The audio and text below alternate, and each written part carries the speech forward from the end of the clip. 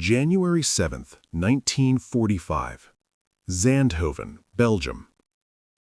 British Field Marshal Bernard Montgomery is standing in front of many reporters. The Battle of the Bulge is still going on. 3 weeks earlier, German forces launched a surprise attack through the Ardennes forest. They hit American positions and caused confusion behind Allied lines. Montgomery is about to hold a press conference. He is confident and in a good mood. At this time, he has temporary command of American forces north of the German attack. He believes he handled the situation very well and wants to explain it to the press. What he says during this press conference causes serious problems.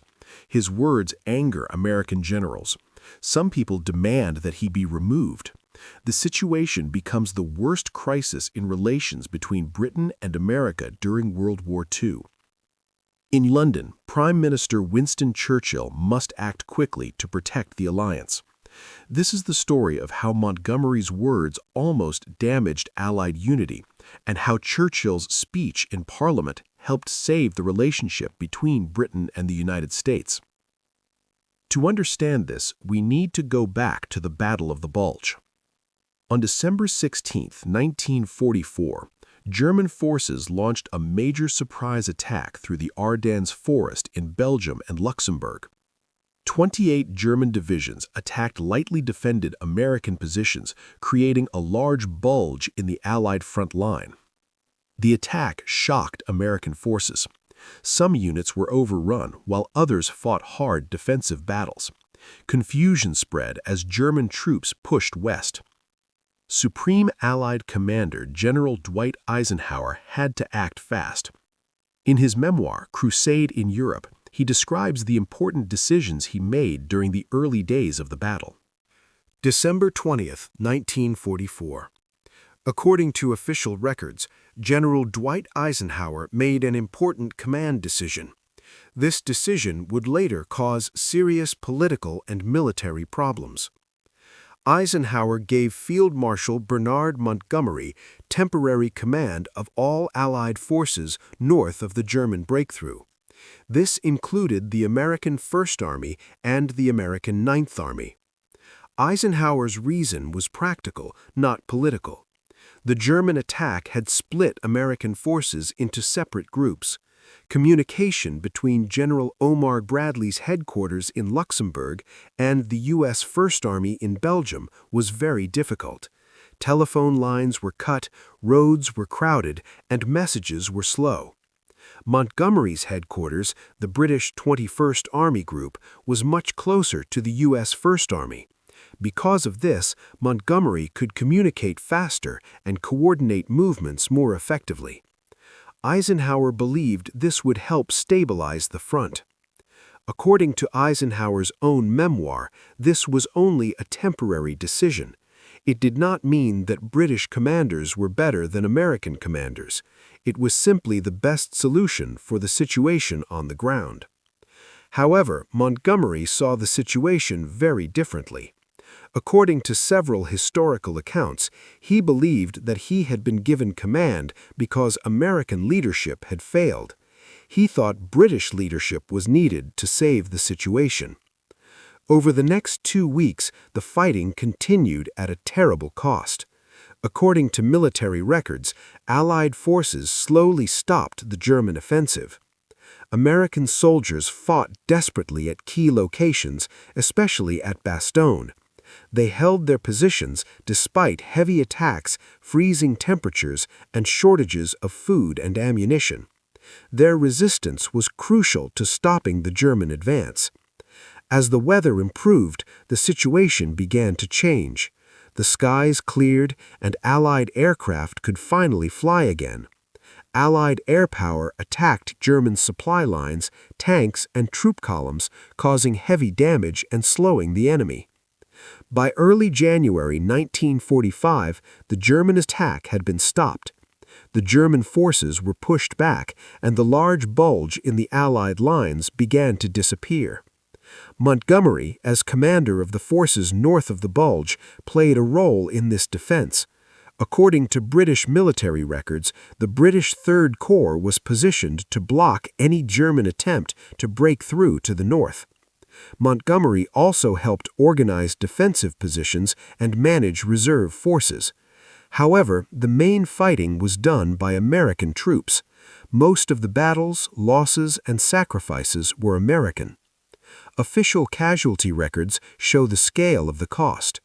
About 80,000 American soldiers were killed, wounded, or captured during the Battle of the Bulge. British losses were much smaller, around 1,400 casualties. By January 7, 1945, the crisis was over. German forces were retreating. The bulge in the Allied lines was being eliminated.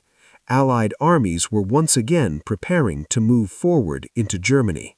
The press conference took place on January 7, 1945, at Montgomery's headquarters in Zonhoven, Belgium. Several journalists were present. According to their reports, Montgomery appeared calm, relaxed, and very confident. He spoke comfortably and seemed pleased with himself. The press conference was carefully recorded. Stenographers wrote down his words, and newspapers later published long reports about what he said. Because of this, historians know exactly how Montgomery described the events. His own words were preserved in official transcripts and news articles. Montgomery began by explaining the situation during the battle. He described how the German surprise attack had created a dangerous crisis for the Allies. He then explained that he had been given command of the Allied forces north of the German breakthrough, including American armies. At first, his tone sounded professional and factual. He spoke about the challenges on the battlefield and the need for quick decisions. Then, Montgomery began to talk about his own actions. According to the official transcript, he said that as soon as he understood what was happening, he personally took control of the situation. He explained that he acted immediately to make sure the Germans could not cross the Meuse River. He said that he was thinking ahead. He claimed he widened the area where the enemy had to operate, making it harder for German forces to move. He then said that he prepared his forces carefully and chose the right moment to fight. Montgomery told the reporters that he organized defensive positions and moved reserves into place. He spoke about deploying British troops and making sure the front line was secure. His words strongly suggested that he personally had saved the situation. The way he spoke made it sound as if his decisions were the key reason the German attack failed. At this point, many listeners began to notice the tone of his comments. He was no longer just describing events, he was taking credit. According to the transcript, Montgomery continued speaking in this confident and self-assured way. What he said next would cause serious anger among American commanders and political leaders. These final statements would turn a military briefing into a political crisis and damage relations between Britain and the United States. According to people who were present and to newspaper reports from the time, Montgomery made several statements that caused serious offense. He said, "The battle has been most interesting. I think possibly one of the most interesting and tricky battles I have ever handled." By using the words "I have ever handled," Montgomery spoke as if he had been the main commander of the entire battle. This made it sound like he personally directed and controlled the fight from the beginning. Montgomery then continued speaking about what he said he did when he arrived. According to press reports, he said that the first thing he did was to get the battle area tidy and clear up the mess. These words were very damaging. By saying he had to tidy up the mess, Montgomery suggested that American forces were disorganized and confused before he took control. This deeply insulted American commanders and soldiers who had been fighting hard under extreme pressure, poor weather, and surprise attacks. Montgomery explained that he regrouped both American and British forces.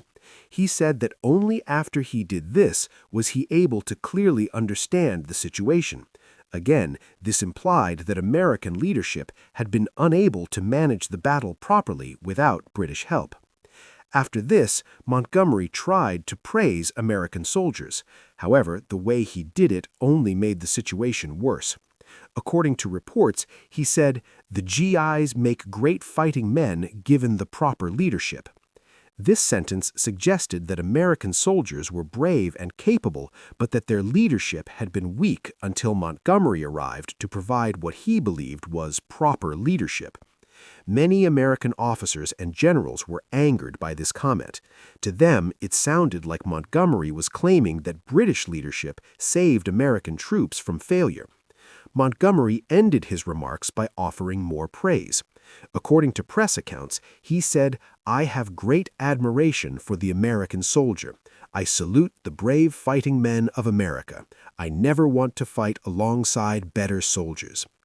These final words were respectful and complimentary. On their own, they might have helped ease tensions. However, by this point, the damage had already been done. Montgomery had already suggested that he had personally taken control, cleaned up chaos, and provided leadership that American commanders supposedly lacked. Because of this, his praise sounded empty and even insulting. Instead of strengthening Allied unity, Montgomery's words created anger, resentment, and a serious political crisis between Britain and the United States. According to newspaper reports from the time, British newspapers published bold headlines. Many of them claimed that Montgomery had stopped the German offensive. These reports strongly emphasized British leadership and made it seem as if Britain had saved the situation. In the United States, the reaction was immediate and angry. According to several historical accounts, American generals were furious when they read Montgomery's statements. They believed his words were arrogant and unfair. General Omar Bradley, commander of the U.S. 12th Army Group, was especially angry. In his memoir, A Soldier's Story, Bradley wrote that Montgomery's comments were a personal insult and a serious misrepresentation of the battle. Bradley later described how angry he was.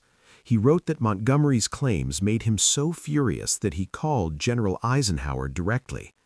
Bradley told Eisenhower that if Montgomery was not immediately removed from command of American forces, he would resign. This was an extraordinary and dangerous threat. Bradley was one of Eisenhower's most trusted and important commanders. If he resigned, it would cause a major crisis inside the Allied command structure. General George Patton was also enraged. According to his diary entry dated January 8th, Patton wrote that Montgomery was trying to steal credit for a battle that had been fought and won mostly by American troops.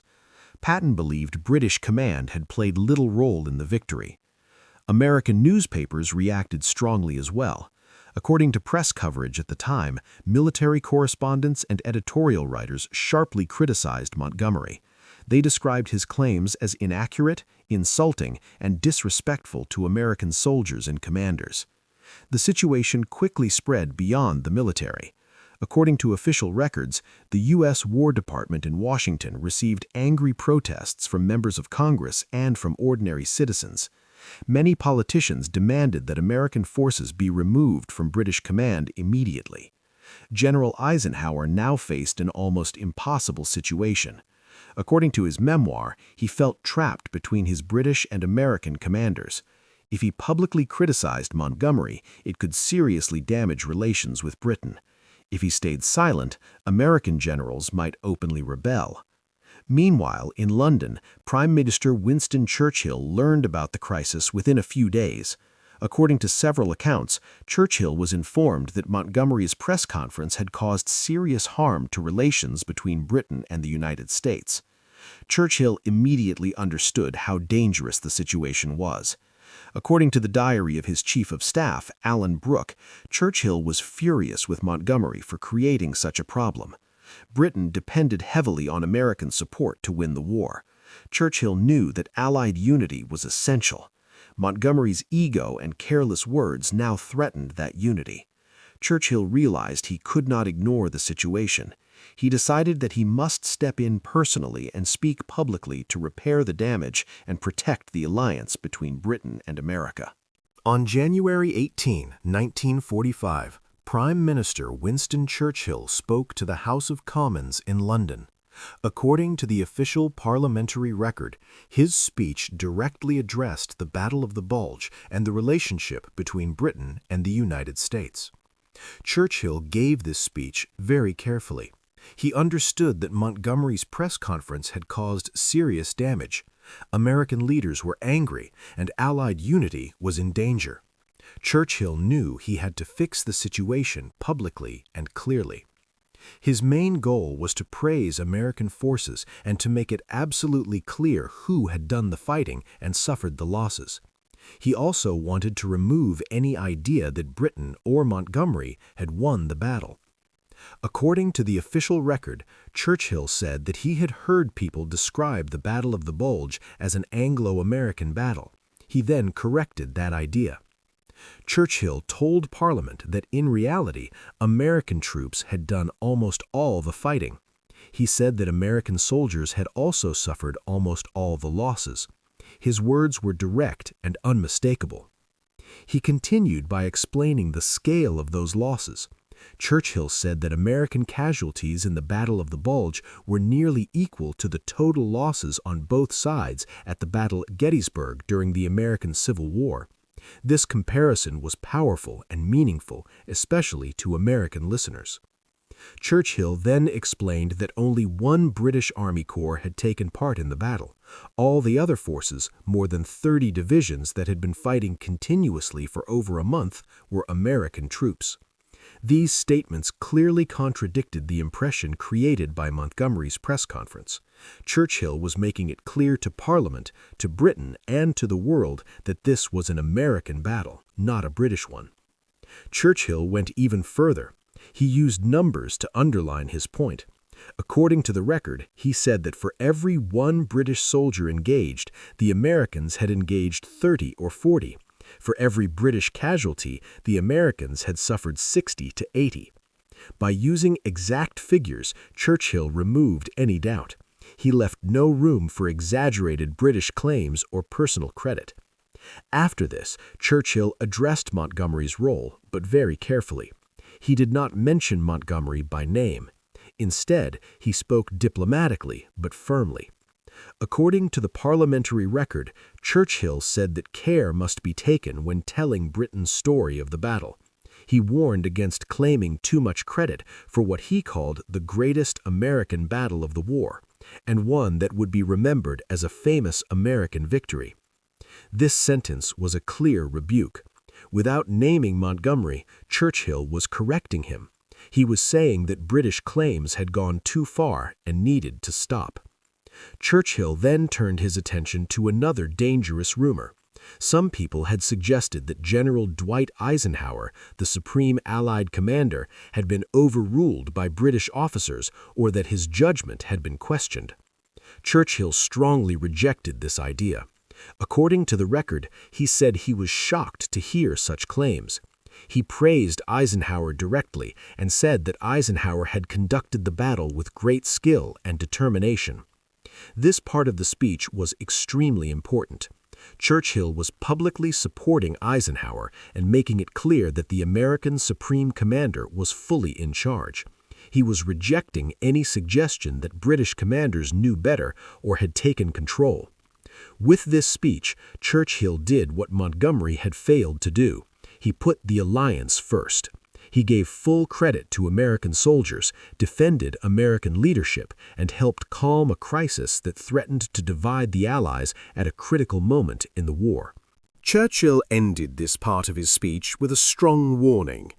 According to the official record, he said that people should not listen to rumors or careless talk that could cause trouble at such an important moment in the war. He told Parliament not to be distracted by mischief makers while crucial decisions were being successfully made on the battlefield. Churchill then clearly stated his full confidence in General Dwight Eisenhower. This was meant to end any doubts about who was in command and to reassure both Britain and the United States. Churchill's speech was widely reported in newspapers in both Britain and America. According to press coverage from the time, the reaction in the United States was mostly positive. His words helped calm the immediate crisis and reduced public anger. However, the damage caused by Montgomery's press conference was not completely undone. According to many historical accounts, American generals never fully trusted Montgomery again after this incident. General Omar Bradley later wrote in his memoir that Montgomery's press conference in Belgium convinced him that Montgomery was not only personally arrogant, but also a serious danger to Allied unity. Bradley believed Montgomery cared too much about personal credit and not enough about cooperation. General George Patton also remained bitter. In his diary entry dated January 19th, just one day after Churchill's speech, Patton wrote that Churchill had tried to fix what Montgomery had broken, but that American commanders would not forget what had happened. Even General Eisenhower, who worked hard to keep good relations with Montgomery, was frustrated. In his memoir, Eisenhower described Montgomery's press conference as an unnecessary problem at a very dangerous moment in the war. He felt it created tension when unity was most needed. Field Marshal Alan Brooke, Montgomery's superior and one of his strongest supporters, was also critical. In his diary entry from January 10, 1945, Brooke wrote that Montgomery's press conference was a mistake and that Montgomery should never have claimed so much credit for the battle. As for Montgomery himself, he never fully accepted responsibility. In his memoirs, published in 1958, Montgomery argued that his press conference had been misunderstood. He claimed that he had meant to praise American soldiers and that the controversy was exaggerated by overly sensitive Americans. This response showed that Montgomery never truly understood the harm his words had caused or why they were so offensive to his allies. Churchill's speech in Parliament on January 18, 1945, was therefore an emergency damage control. According to historical analysis, without Churchill's clear public praise of American forces and his strong support for Eisenhower, the Allied partnership might have suffered permanent damage. Churchill understood something Montgomery did not. The alliance between Britain and America depended on mutual respect. Any suggestion that British leadership was superior to American leadership threatened that relationship. By speaking honestly and humbly, Churchill helped protect Allied unity at a critical moment in the war and ensured that cooperation between Britain and the United States continued until final victory. What Winston Churchill said after Montgomery took credit for saving the Americans is preserved exactly in the official parliamentary record. His words were careful, direct, and purposeful. Churchill warned that Britain must be honest when telling the story of the battle. He said that care must be taken not to give the British Army too much credit for what was clearly the greatest American battle of the war.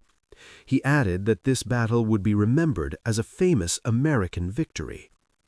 These words were not accidental. They were a clear and public correction of Montgomery's claims. Without naming him, Churchill was openly rejecting the idea that British leadership had saved American forces.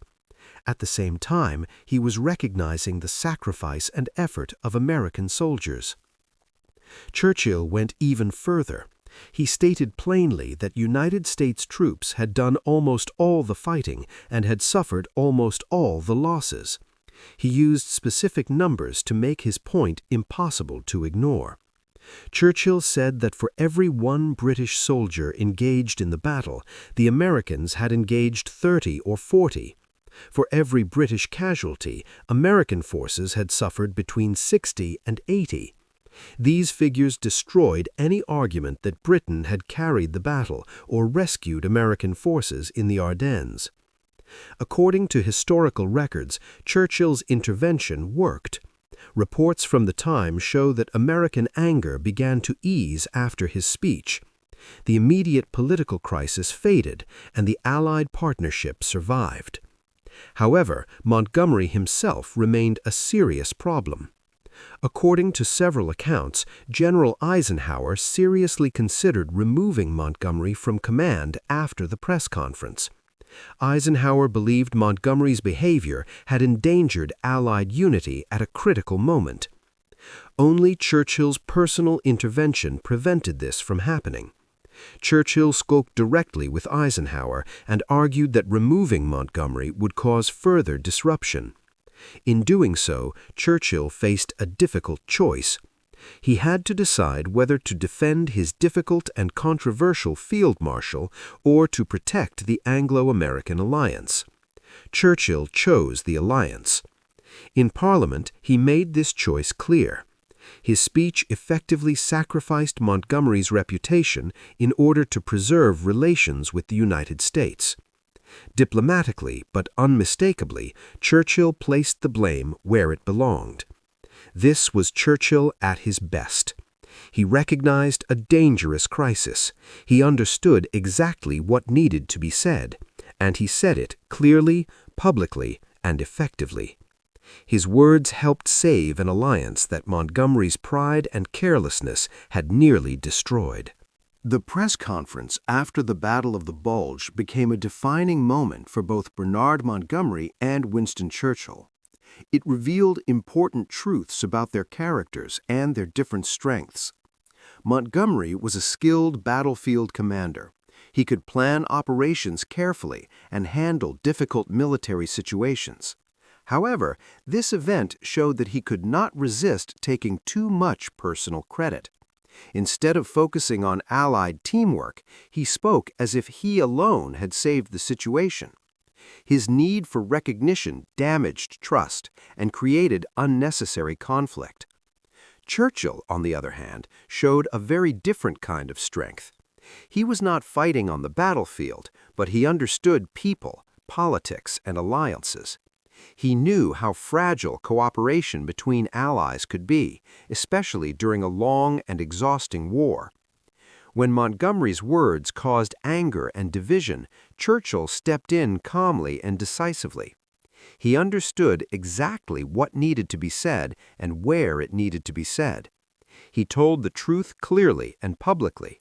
He gave full credit to the American soldiers who had done the fighting and suffered the losses. At the same time, he corrected British exaggerations without openly attacking Montgomery by name. Churchill's response showed great diplomatic skill. He fixed the problem without making it worse. He protected the alliance while allowing everyone to save face. In the end, what Churchill said when Montgomery took credit for saving the Americans was precisely right. It was honest, respectful, and carefully balanced. It reminded both nations that victory depended on cooperation, mutual respect, and shared sacrifice.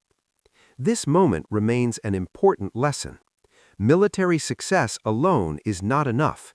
Leadership also requires humility, awareness of others, and the wisdom to know when personal pride must give way to the greater good.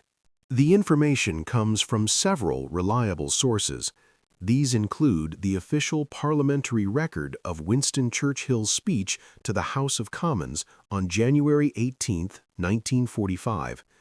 It also includes newspaper reports published during the war that described Bernard Montgomery's press conference. In addition, the video uses memoirs written by people who were directly involved, as well as official military records. All quotations used in this video come from these verified historical documents. No quotes have been invented or changed. Like all history, interpretations of these events can differ. Historians and scholars do not always agree on every detail or conclusion. Different sources may emphasize different perspectives. Viewers are encouraged to read widely and consult multiple sources when studying this period of World War II. This video presents one careful interpretation based on available evidence, but it is not the only possible view.